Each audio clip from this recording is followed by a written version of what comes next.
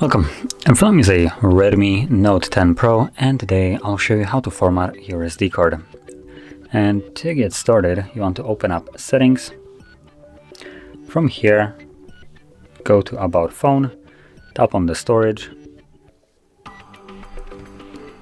scroll down to your SD card.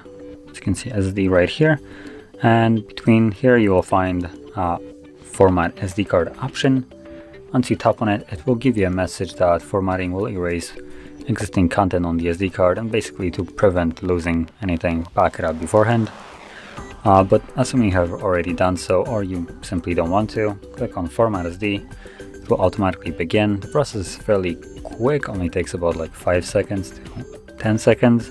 And once it's finished, as it should be right about now, there we go, click on Done, and you're completely done with the process. So, if you found this very helpful, don't forget to hit like, subscribe, and thanks for watching.